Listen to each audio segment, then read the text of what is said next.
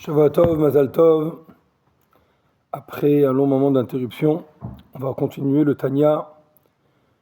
Et nous sommes donc au Pérec Chaftet, le 29e Pérec. Bien sûr, ce cours est étudié pour la libération immédiate, Bezrat Hashem, de tous les otages et la venue du Melech HaMashiach qui nous fera sortir de tous les exils possibles et imaginables qu'on a l'impression de vivre, puisque maintenant on est déjà dans un moment de Géoula. Dans le Pérec 26, le Admor HaZaken, il a mis une règle générale. Il a expliqué qu'il est impossible d'imaginer un développement d'un Torah Mitzvot comme un bon juif si on a de la tristesse et un cœur bouché. Et donc le Admor HaZaken s'est investi sur 3 chapitres, le 26, le 27 et le 28, pour nous donner des solutions pour être joyeux lorsque tout ne va pas comme il se doit.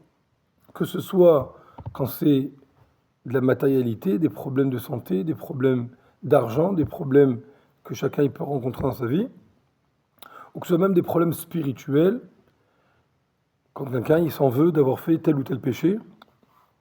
Le Admor HaZaken a donné des solutions sur le Pérec 26, le Pérec 27, le 28, comme on l'a déjà étudié. Mais maintenant, on va passer au deuxième problème, celui d'avoir un cœur bouché. Un cœur qui ressemblerait à une pierre qui est insensible. Or, il est impossible de pouvoir pratiquer Torah Mitzvot, d'avoir un sentiment divin, si on a un cœur qui est insensible. La sensibilité, elle est primordiale dans le chemin de Torah Mitzvot. Et donc, maintenant, on va commencer un nouveau Pérec, Pérec Chaftet, le 29e chapitre, qui va nous expliquer donc comment on fait pour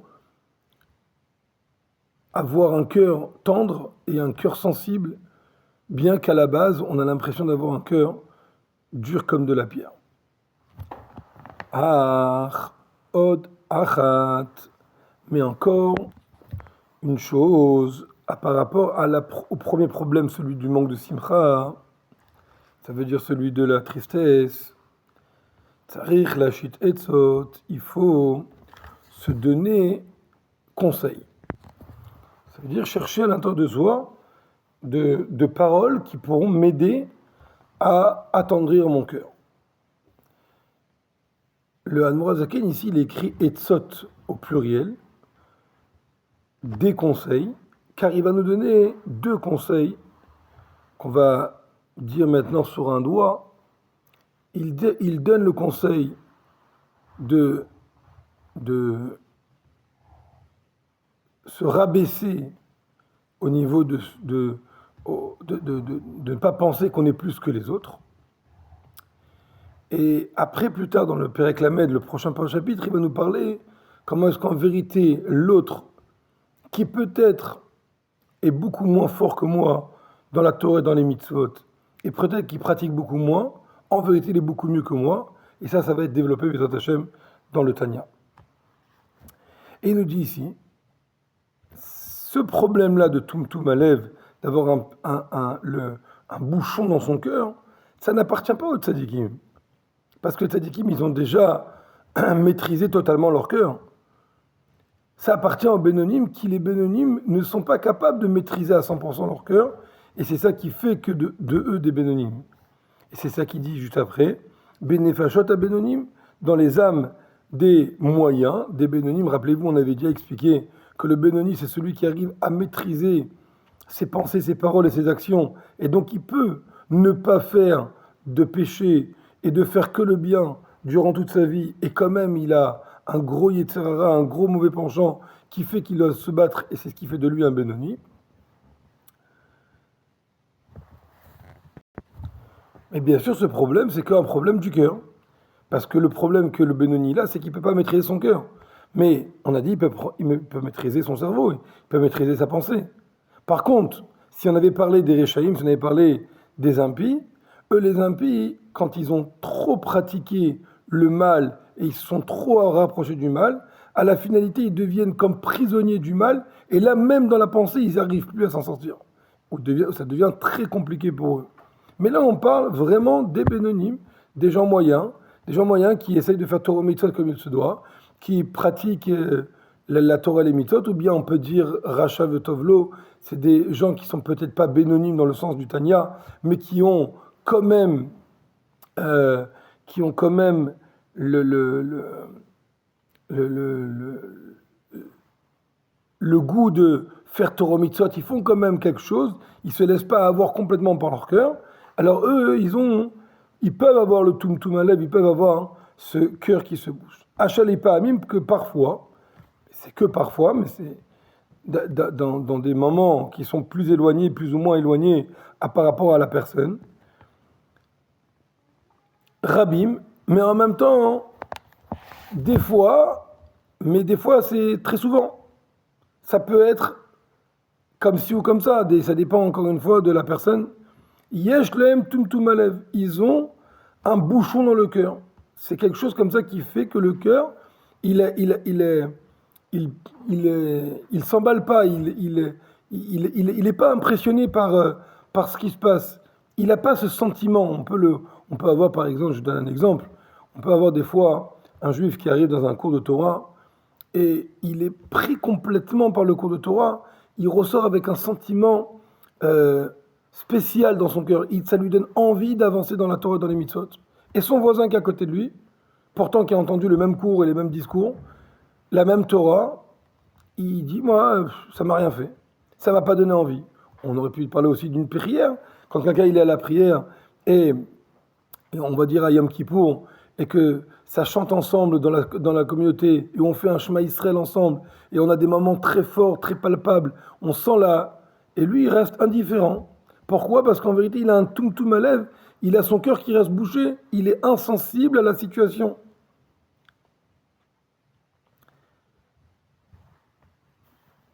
Chez Naasek et Even, qui devient comme la pierre, comme une pierre dure, qu'il n'y a rien qui arrive à la bouger.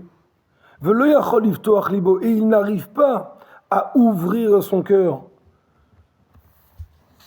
Beshum ofen, d'aucune façon. Donc il n'arrive pas. Comment il va faire pour pouvoir s'en sortir avec ce cœur qui est bouché?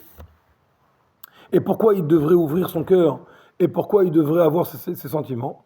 A priori, il pourrait même pratiquer Torah et Mitzvot sans avoir ce sentiment. On peut très bien rester dans la pratique. On sait intellectuellement, on sait qu'il faut faire ou qu'il ne faut pas faire ci ou ça. Et lui, il pratique, il pense les pensées qu'il faut, il parle les paroles qu'il faut, il dit les paroles, ce qu'il faut dire, il le fait, enfin les actions. Tout est bien fait, sauf qu'il n'a aucun sentiment. Et pourquoi pas? Pourquoi on aurait besoin? La avoda chez Belez ou Tfila. Mais on ne peut pas avoir ça. Parce que le vrai travail, ce qu'on appelle le travail, c'est la prière. Et la prière ne peut s'accompagner que avec le cœur, avec les sentiments du cœur.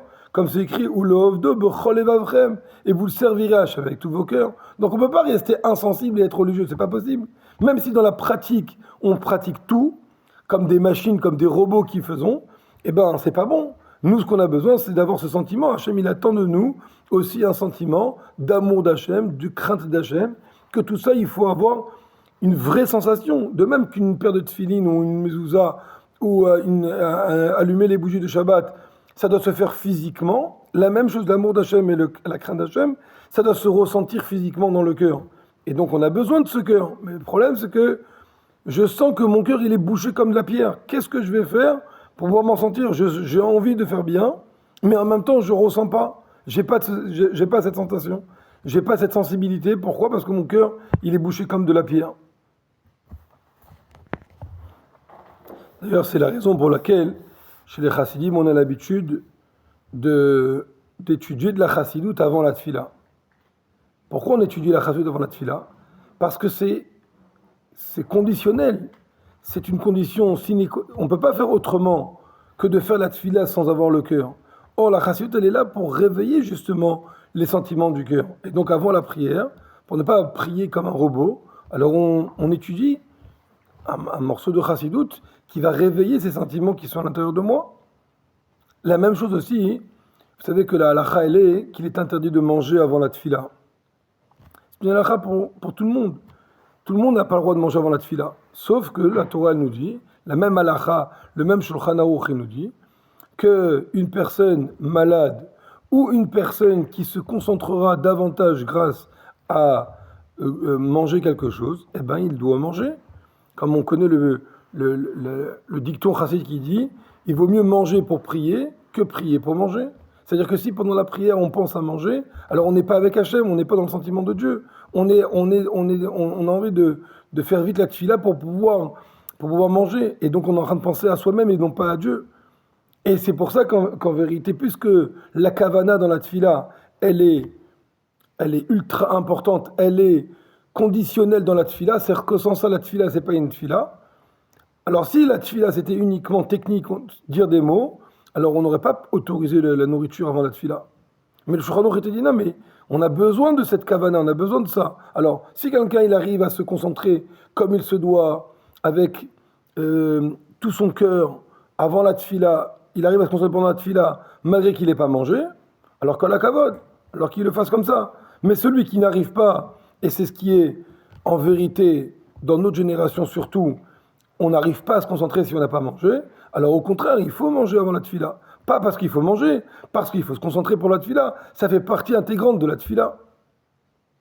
On voit de là combien c'est important la kavana à l'intérieur de cette tfila.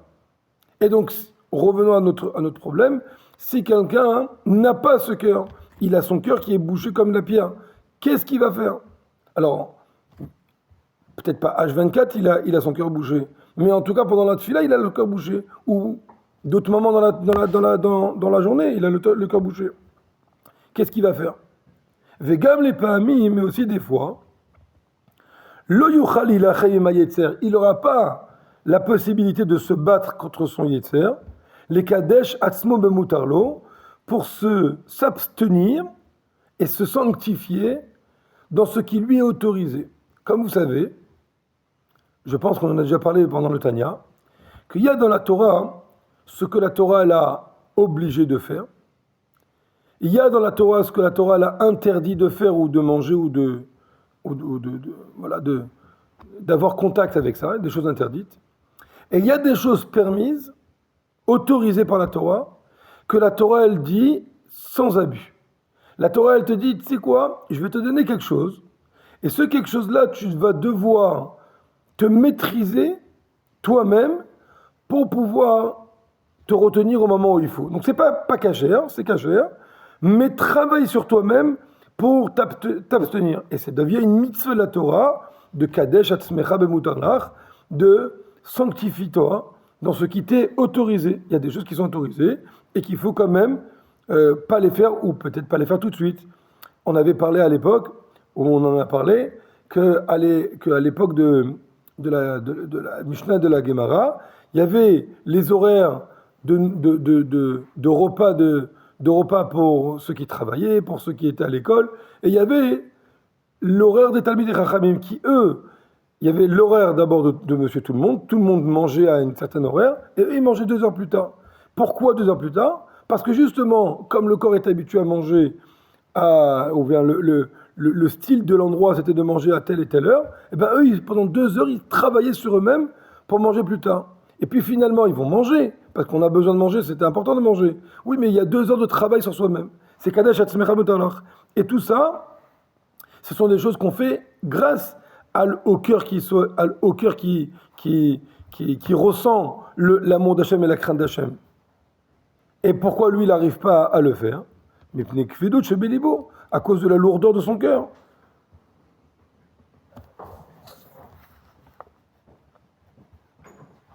La même chose on peut avoir aussi dans la tzedaka. Parfois, on met un peu de tzedaka, on a l'impression que c'est bon, on s'est acquitté de la mitzvah. Parce qu'on a mis la tzedaka, on a mis le maaser, on a même mis le chomesh.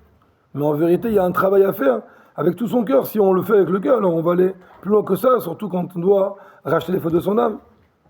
Et donc la question qu'on va essayer de répondre dans un prochain cours Bezat Hashem, c'est à savoir comment on va pouvoir faire fondre ce cœur qui a l'air d'être un cœur de pierre pour avoir ce sentiment divin. Bezrat Hashem, ce sera la semaine prochaine. Entre-temps, je vous souhaite un Shavuot Tov et Mazal Tov, et que ce soit Mashiach Tzidkenu immédiatement.